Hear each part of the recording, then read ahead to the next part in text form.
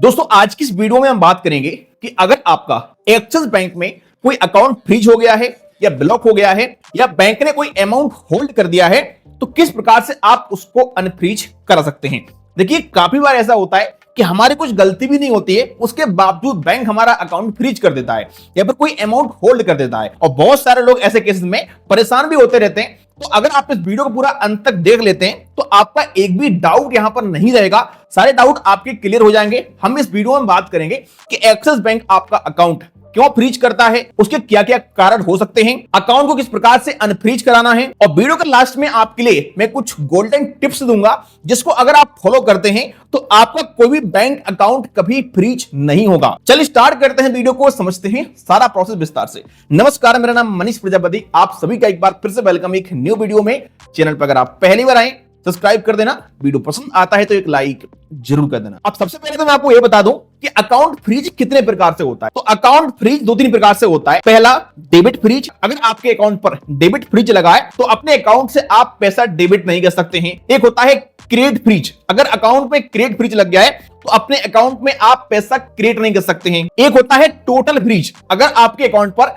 Total freeze लग गया है तो ऐसे केसेस में आप ना तो पैसा डेबिट कर सकते हैं और ना ही क्रिएट कर सकते हैं, यानी कि आपका अकाउंट समझिए कि होल्ड हो गया है, अब आप उससे कोई भी लेन देन नहीं कर सकते हैं। इसके अलावा कई बार क्या होता है कि हमारा कुछ पर्टिकुलर अमाउंट होल्ड हो जाता है, जैसे मान लो आपके अकाउंट में 1 लाख रुपए पड़ा हुआ है, 1 लाख में से हो सकता है कि 20,000 रुपए आपका होल्ड हो जाए, 20,000 रुपए पर फ्रीज लग जाए, तो ऐसा भी कई बार होता है। अब देखो अगर आपका एक्सिस बैंक में अकाउंट फ्रीज हुआ है तो पहले तो आपको यह पता करना है कि बैंक ने आपका अकाउंट फ्रीज किया क्यों है, क्योंकि बैंक बिना किसी कारण के अकाउंट फ्रीज नहीं करता है, कुछ ना कुछ जरूर उसका रीजन होगा, तब यहां पर बैंक ने अकाउंट फ्रीज किया है। तो पहले आपको यह पता करना है कि आपका अकाउंट फ्रीज क्यों हुआ है और इसके लिए आप अपने बैंक से संपर्क करिएगा। आप कस्टमर केयर के पास कॉल कर सकते हैं, वहां से भी आपको मालूम चल जाएगा कि आपका अकाउंट फ्रीज क्यों हुआ है। इसके अलावा आप अपनी ब्रांच से कॉन्टेक्ट करके पता कर सकते हैं कि आपका अकाउंट फ्रीज क्यों किया गया है। अब बहुत सारे लोग यहां पर क्या लगता है कि बैंक अकाउंट केवल बैंक ही फ्रीज कर सकता है, लेकिन ऐसा नहीं है। हमारे इंडिया में कई सारे डिपार्टमेंट हैं जो कि यहां पर हमारा बैंक अकाउंट फ्रीज कर सकते हैं। नंबर 1, साइबर सेल द्वारा आपका अकाउंट फ्रीज हो सकता है। बहुत सारे केसेस में साइबर सेल द्वारा अकाउंट फ्रीज किए जाते हैं। अब साइबर सेल अकाउंट फ्रीज क्यों करता है? तो देखो अगर आपकी एक्सिस बैंक के अकाउंट में कोई संदिग्ध लेन देन हुआ है तो यहां पर साइबर सेल आपके अकाउंट को फ्रीज कर सकता है। जैसे कि मान लो किसी व्यक्ति ने फ्रॉड किया और फ्रॉड का पैसा अगर आपके अकाउंट में आ जाता है तो यहां पर पुलिस शक के आधार पर आपके अकाउंट को भी फ्रीज कर सकती है। सिंपल सी बात समझ लो, किसी व्यक्ति के साथ अगर कुछ फ्रॉड हुआ और उसने कंप्लेंट की और वो कंप्लेंट का पैसा अगर आपके अकाउंट में आया है तो यहां पर साइबर सेल आपके एक्सिस बैंक के अकाउंट को फ्रीज कर देता है। इसके अलावा अगर आपके अकाउंट से अचानक से काफी ज्यादा मात्रा में क्रिप्टो करेंसी के लेन देन हो रहे हैं तो ऐसे केसेस में भी यहां पर बैंक आपके अकाउंट को फ्रीज कर देता है, क्योंकि यह बात आपके लिए पता होना चाहिए कि मनी लॉन्ड्रिंग या फिर आतंकवादियों को फंड पहुंचाना या फिर पैसे का गलत मिसयूज करना, विदेश में पैसे को सेंड करना, इस प्रकार के ट्रांजैक्शन क्रिप्टो करेंसी से किए जाते हैं। तो अगर आप हाई अमाउंट का ट्रांजैक्शन करते हैं क्रिप्टो करेंसी में तो यहां पर ऐसे में बैंक आपके अकाउंट को फ्रीज कर सकती है और उसकी आपसे पूछताछ भी कर सकती है। इसके अलावा आजकल बहुत ज्यादा लोगों के अकाउंट फ्रीज हो रहे हैं गेमिंग वेबसाइट या फिर गेमिंग ऐप से। देखिए मार्केट में बहुत सारे गेमिंग एप्लीकेशन है जो कि सही हैं, लेकिन अधिकतर गेमिंग एप्लीकेशन फ्रॉड होते हैं। तो अगर किसी फर्जी गेमिंग एप्लीकेशन से आपके अकाउंट में पैसा आता है या फिर आप उस एप्लीकेशन में पैसा डिपॉजिट करते हैं, ऐसे केसेस में भी आपका अकाउंट यहां पर साइबर सेल फ्रीज कर सकता है। एक केस आपने देखा होगा, महादेव गेमिंग करके कोई एप्लीकेशन था, उसके केसेस में भाई आजकल कई सारे आईपीएस अधिकारियों पर भी सीबीआई की रेड पड़ रही है। तो आप समझ सकते हैं कि गेमिंग एप्लीकेशन से कितना यहां पर बड़ा फ्रॉड होता है। या फिर किसी प्रकार का कोई संदिग्ध लेन देन आपके अकाउंट में हुआ है और किसी व्यक्ति के द्वारा कंप्लेंट की गई है तो आपके अकाउंट को पुलिस फ्रीज कर सकती है। इसके अलावा नंबर 2, बैंक भी आपके अकाउंट को फ्रीज कर देती है। देखिए हर अकाउंट में क्या है, प्रॉपर आपको केवाईसी करना होता है और समय समय पर यहां पर चीजें अपडेट करनी होती है। तो बहुत सारे लोग क्या करते हैं कि अकाउंट खुलवा लिए, अब यहां पर केवाईसी वगैरह नहीं करते। तो अगर अपने एक्सिस बैंक के अकाउंट का आप समय पर केवाईसी नहीं करते हैं तो भी यहां पर आपका अकाउंट एक्सिस बैंक द्वारा फ्रीज किया जा सकता है। अकाउंट खुलने के बाद हर 3 साल 4 साल में आपको यहां पर ब्रांच में जाकर के या ऑनलाइन तरीके से अपनी प्रोफाइल अपडेट करना होता है, केवाईसी करना होता है। तो अगर लंबे समय तक आप अपने अकाउंट में केवाईसी नहीं करते हैं तो भी यहां पर आपका अकाउंट बैंक द्वारा फ्रीज हो सकता है। इसके अलावा कोई व्यक्ति अगर आपके अकाउंट के खिलाफ बैंक में शिकायत करता है और कुछ गलत एक्टिविटी हुई है, कुछ फ्रॉड वगैरह हुआ है, तो बैंक भी कई बार आपके अकाउंट को फ्रीज कर देता है और अमाउंट को होल्ड कर देता है। इसके अलावा अगर आपने एक्सिस बैंक से लोन लिया है और अपने उसी अकाउंट को ऑटो डेबिट के लिए लगाया है और आप अपनी ईएमआई नहीं भरते हैं, डिफॉल्ट कर देते हैं, तो ऐसे केसेस में भी यहां पर बैंक कई बार आपका अमाउंट होल्ड कर देता है और आपके अकाउंट को फ्रीज कर देता है। इसके अलावा आपके अकाउंट में अगर अचानक से काफी ज्यादा बड़े बड़े लेन देन होने शुरू हो जाते हैं, जैसे नॉर्मली केसेस में आपके अकाउंट में हर महीने 5 लाख रुपए तक का लेन देन होता है, लेकिन अचानक से किसी महीने में अगर 1 करोड़ 2 करोड़ या 20 लाख 40 लाख इस प्रकार का लेन देन होना शुरू होता है, तो एक्सिस बैंक का डिपार्टमेंट आपके अकाउंट पर नजर रखता है और यहां पर इस प्रकार के केस में आपका अकाउंट फ्रीज हो सकता है। बैंक इसके बारे में आपसे जानकारी ले सकती है कि पैसा कहां से आया। अब यहां पर अगर आपका यह क्वेश्चन है कि भाई मेरा अकाउंट है, मैं कैसे यूज कर रहा हूं, वो मेरा अधिकार है, तो यहां पर आपको बता दूं, देखो अधिकार आपका जरूर है, लेकिन जब हम अकाउंट ओपन कराते हैं तो हम पर सारी जानकारी बैंक हमसे पूछता है कि आप क्या काम करते हैं, आपकी क्या इनकम है, किस कंपनी में आप जॉब करते हैं। तो आपने जब अकाउंट ओपन कराया था उस समय मान लो आपने अपनी पूरी एनुअली इनकम 10 लाख रुपए डाली और आपके अकाउंट में अगर 50 लाख रुपए आ गया है, तो बैंक को यहां पर कहीं ना कहीं डाउट तो होगा भाई, सिंपल सी बात है। जब आपकी इनकम टोटल 10 लाख रुपए है तो 50 लाख रुपए कैसे आपके अकाउंट में आया। नंबर 3, हमारे इंडिया में सेबी के पास भी अकाउंट फ्रीज करने का अधिकार होता है। सिक्योरिटी एक्सचेंज ऑफ इंडिया ये गवर्नमेंट की एक बॉडी है जो कि स्टॉक मार्केट को ऑपरेट करती है। तो अगर आपने स्टॉक मार्केट में कोई फ्रॉड कर दिया है या किसी प्रकार की कंप्लेंट आपके अकाउंट के अगेंस्ट में हुई है और सेबी के पास कंप्लेंट की गई है, तो एक्सिस बैंक का अकाउंट सेबी के द्वारा भी ब्लॉक हो सकता है आपका। इसके अलावा सीबीआई के द्वारा भी आपका अकाउंट ब्लॉक हो सकता है। अगर सीबीआई को कोई इन्वेस्टिगेशन करना है आपके अकाउंट में या आपके ऊपर, तो यहां पर पहले ही आपके अकाउंट को सीबीआई द्वारा ब्लॉक किया जा सकता है। इसके अलावा ईडी के द्वारा भी अकाउंट फ्रीज किया जा सकता है। तो अगर ईडी इन्वेस्टिगेशन कर रहा है तो भी आपका अकाउंट यहां पर फ्रीज हो सकता है। कई बार यहां पर न्यायालय के आदेश पर भी अकाउंट को फ्रीज किया जा सकता है। जैसे मान लो कोई अपराधी है और न्यायालय को लगता है कि अगर इसके अकाउंट को फ्रीज ना किया जाए तो यह पैसे का गलत उपयोग कर सकता है, तो ऐसे केसेस में न्यायालय के द्वारा भी अकाउंट फ्रीज हो सकते हैं। इसके अलावा अगर आप आईटीआर फिल नहीं करते हैं, आपकी इनकम काफी ज्यादा हो रही है, या फिर आपका बिजनेस है और आप जीएसटी फिल नहीं करते हैं, काफी ज्यादा आपकी यहां पर एनुअली इनकम हो रही है, टीडीएस वगैरह फिल नहीं करते हैं, तो ऐसे केसेस में इनकम टैक्स द्वारा भी आपके एक्सिस बैंक के अकाउंट को फ्रीज किया जा सकता है। तो ऐसा नहीं है कि ओनली बैंक ही हमारा अकाउंट फ्रीज करता है, कई सारे डिपार्टमेंट है हमारे इंडिया में गवर्नमेंट के जो कि हमारा अकाउंट फ्रीज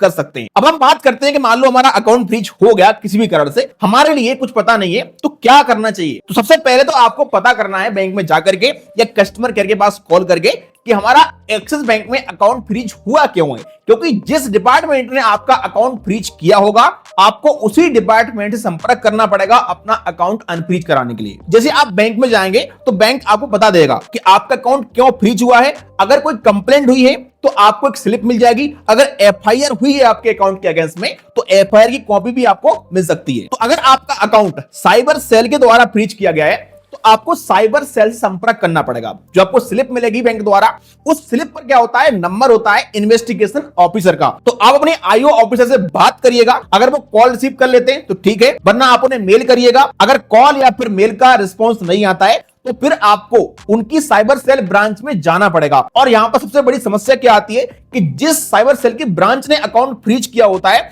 हमारे लिए उसी ब्रांच से संपर्क करना पड़ता है। जैसे मान लो कोई व्यक्ति दिल्ली में रहता है और उसका अकाउंट तमिलनाडु की साइबर सेल की ब्रांच ने अकाउंट फ्रीज किया है, तो उसके लिए दिल्ली से तमिलनाडु जाना पड़ेगा, तब उसका अकाउंट अनफ्रीज होगा, या फिर तमिलनाडु के इन्वेस्टिगेशन ऑफिसर से बात करना पड़ेगा। और यहां पर देखो दो केसेस बनते हैं। अगर साइबर सेल ने आपका अकाउंट फ्रीज किया है तो सिंपल सी बात है कुछ गड़बड़ी यहां पर हुई है, जरूर कुछ ना कुछ फ्रॉड वगैरह हुआ है या फिर कोई कंप्लेंट हुई है। तो अगर आप उस केस में इन्वॉल्व नहीं है, आपके लिए कुछ भी पता नहीं है, हो सकता है कोई आपका बिजनेस हो और क्यूआर कोड पर किसी व्यक्ति ने कुछ गलत अमाउंट सेंड कर दिया है या किसी व्यक्ति से आपने पेमेंट रिसीव कर लिया है और आपका अकाउंट फ्रीज हुआ है, तो आपको सब कुछ उनके लिए बताना है किस तरीके से यहां पर पेमेंट मेरे पास आया है। और इन्वेस्टिगेशन ऑफिसर जो जानकारी पूछते हैं क्लियर उनके लिए बताइएगा।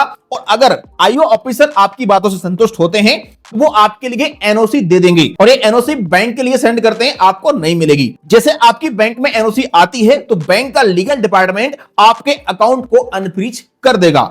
लेकिन अगर सच में कोई आपके अगेंस्ट केस हुआ है और आप उसमें इन्वॉल्व हैं और आईओ ऑफिसर को लगता है कि यहां पर कुछ गड़बड़ी है, आपने कुछ फ्रॉड वगैरह किया है, ऐसे केसेस में फिर यहां पर आपकी समस्या बनेगी। आपको केस लड़ना पड़ेगा, अपना एडवोकेट करना पड़ेगा और आपको अपने आप को निर्दोष साबित करना पड़ेगा।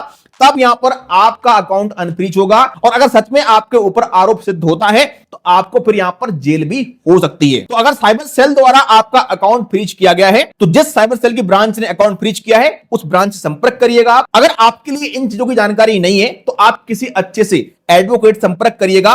कुछ वो आपसे फीस लेंगे लेकिन हां आपका सारा काम करा देंगे। इसके अलावा अगर बैंक द्वारा आपका अकाउंट फ्रीज किया गया है तो ऐसे केस में आपको बहुत बड़ी समस्या नहीं बनेगी। अगर बैंक ने अकाउंट फ्रीज किया है तो यहां पर कुछ केसेस बनते हैं, जैसे कि अगर केवाईसी नहीं हुई है तो केवाईसी कराना पड़ेगा आपके लिए, आधार कार्ड पैन कार्ड की फोटोकॉपी देना पड़ेगा और एक फॉर्म भरना पड़ेगा केवाईसी का। आपको यहां पर केवाईसी हो जाएगा और 2 दिन के अंदर आपका अकाउंट अनफ्रीज भी हो जाएगा। इसके अलावा अगर हाई लेन देन हुआ है आपके अकाउंट में तो फिर यहां पर आपको बैंक के लिए बताना पड़ेगा कि पैसा कहां से आया, मेरी इनकम यहां से हुई है, जो भी आपका बिजनेस है, जो भी आपकी इनकम है, बैंक को आपको यहां पर जस्टिफाई करना पड़ेगा। तो यहां पर बैंक आपका अकाउंट अनफ्रीज कर देगा। इसी प्रकार से अगर इनकम टैक्स द्वारा अकाउंट फ्रीज किया गया है तो फिर इनकम टैक्स डिपार्टमेंट से आपको संपर्क करना पड़ेगा, वहां से अकाउंट अनफ्रीज कराना पड़ेगा, एनओसी लेना पड़ेगा। इसी प्रकार से अगर आपका अकाउंट ईडी या फिर सीबीआई द्वारा फ्रीज किया गया है तो आपको फिर ईडी या फिर सीबीआई संपर्क करना पड़ेगा।